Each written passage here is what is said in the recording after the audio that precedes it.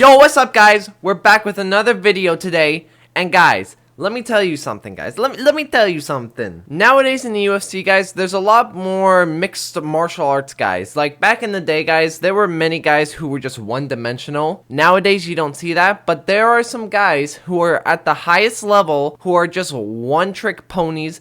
They only do one thing. And so in today's video, guys, we're gonna be covering those guys. We're gonna be covering some of the biggest one-trick ponies, guys who only do one thing they're only good at, and nothing else. So without further ado, let's get into them. Alright, now the first example we have, Khamzat Chimaev. Khamzat Chimaev's wrestling, guys, is literally the best wrestling in the UFC right now, by far.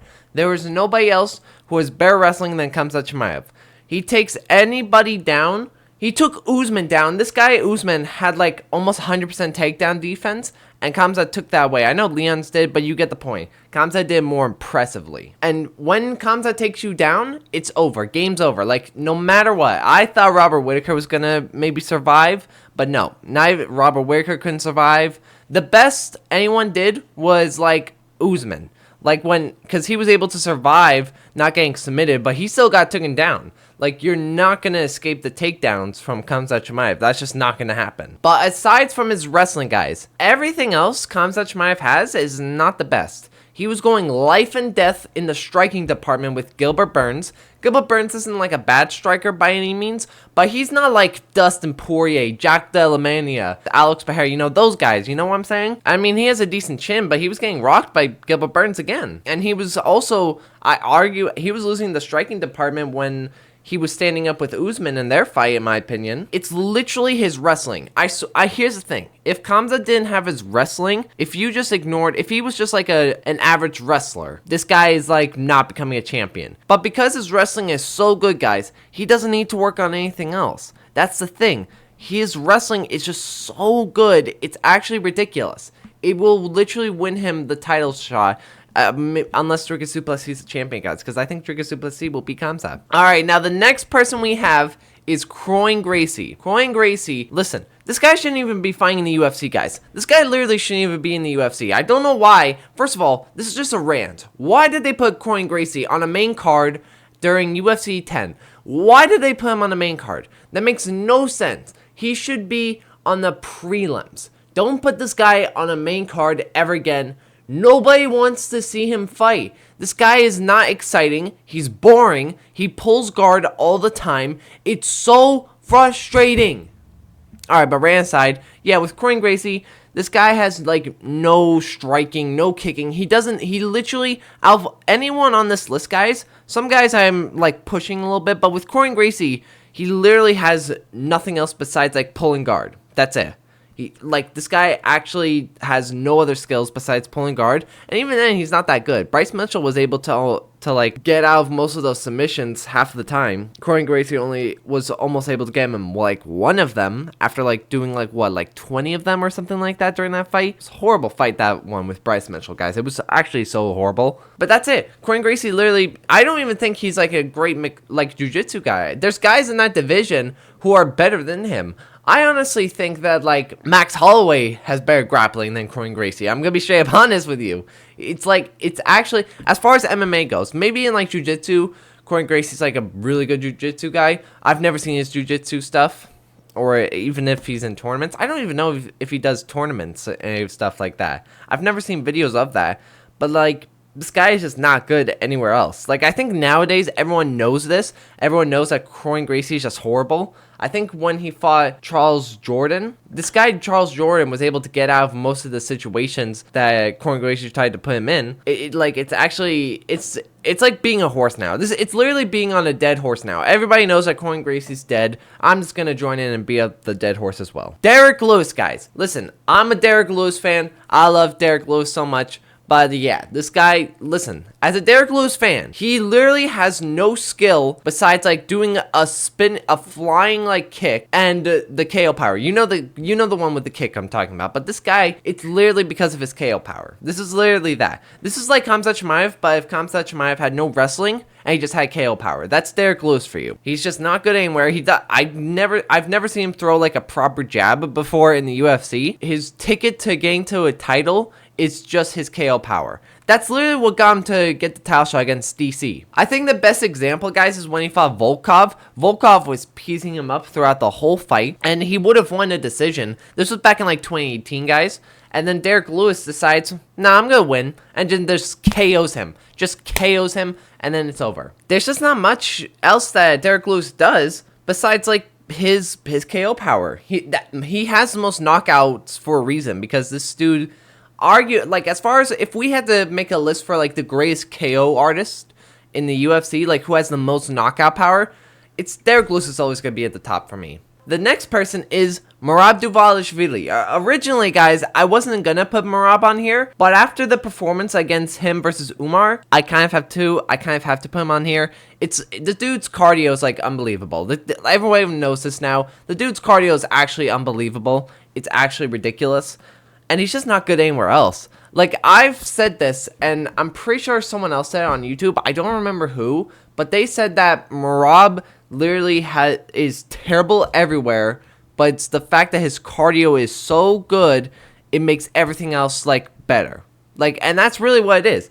The dude spammed, like, what, 40 takedowns on Umar, and got, like, 9 of them? Kind of crazy. And this dude's output is actually unbelievable. Like, I'm not gonna lie, guys, I was a Merab hater. I did not like Merab, but now I'm kind of coming around to him. I'm actually low-key a Merab fan now. That fight against Umar, guys, was actually so good. It was so good. I don't usually like to rewatch fights that just happened, but I actually rewatched this one, and it was really good. I still think Merab easily won that fight. Anyone who thinks that Umar won, I'm sorry. Like, come on. Come on, that's such a delusional take. Like, Umar won the first 2 rounds, but Merab clearly won the last 3. Clearly, guys, it was absolutely clear. I think you can make an argument that like round 2 was a tie. To be honest, like, even the rounds that Umar won were very close, guys. But the rounds that Merab won were clearly Merab. But that side, Merab's cardio, guys, is actually insane. I remember when he fought Petr Yan, and he took down Petr Yan. He got, like, what? I think it was, like, 12 or something insane amount of takedowns on him. Like, he actually landed, like, he did, like, 40 attempted takedowns on Petr Yan, and got, like, I think it was 14 or 9 actual landed takedowns. It's actually ridiculous, this dude's output. It's ridiculous. And honestly, like, the guys he's beating, it's not like they're performing bad. It's just that they just can't compete with Merab's cardio. The dude literally, it is ridiculous. Alright, the next person, Marvin Vettori. Here's the thing. Now, this one may come to a surprise, but here's the thing. Marvin Vettori, he's not bad at, like, anything, but he's not great at anything. Like, he's overall average. But what makes this so, like, crazy is the fact that, like, the dude's chin is literally made of rock steel. This guy was getting hit with some absolute bombs against Jared Cannonier when they fought, and didn't look bothered at all. Didn't look unfazed. Kept fighting like nothing was wrong. Like, I rewatched that fight, and it's actually insane how Jared Cannonier was actually was able to throw so many insane bombs at him at the face. Not anywhere else, just the face constantly, and Marvin Vettori was able to just walk it off like nothing happened. It's actually crazy. With Marvin Vettori, guys, it's like, the dude's not bad. Like, he's not a bad, like, fighter. Like, none of his attributes are terrible. Like, he's got better striking than, like, Derrick Lewis, Kron Gracie, Khamzat Chimaev. But to me, I put him on here just because the dude is, like, he can't beat any of the top guys, and when he gets hit, he never gets knocked out. He's never gotten knocked out, I'm pretty sure, in the UFC, even though he's been hit with some insane bombs in his face and just act like nothing happened. Alright, now the next person, Shara Magomedov. With Shara, it's like his strike. Here's the thing. Shara has like one of the best striking in. Here's the thing. Shara has like one of the best striking. Here's the thing. Shara has like the best striking in the division, like, that he's in right now. And I would say Adesanya is better than him as far as striking goes. But still, he's like one of the best in the division. But this guy has no wrestling, no submission threat, no takedowns. This guy maxed out his stats when it came to the striking and kicking and all that stuff, and just didn't work on any of his submissions and wrestling. This guy was getting taken down by guys who have absolutely no who made their debut in the UFC. It's literally insane. I remember he got taken down multiple times by Bruno Silva. He's getting taken down by literal nobodies. That's the thing. This guy's getting taken down by guys. It's ridiculous how he's getting taken down by guys who nobody knows about. And now he's going to be fighting Michael Venom Page. And low-key, guys, I think Michael Venom Page is going to smoke Shara Putin. I don't think he's going to smoke him. Let me go back on that statement. I think Shara's going to hold his own.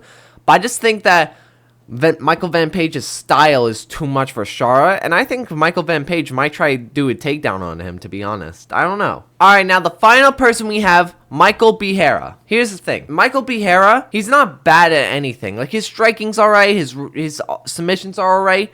But here's the thing. After like 30 seconds of fighting Michel Pereira, after he does all of his goofy moves and all that, his cardio just goes down, like, tremendously. But, like, Michel Pereira is, like, he's not bad, but, like, when he fought Floofy Hernandez, this guy was gassing out after, like, 1 minute. He tried to throw all of his, like, he tried to spam all of his, like, EA moves and all that stuff, and just didn't work on Floofy, and then just sat there doing nothing else. Like, he literally was just doing nothing.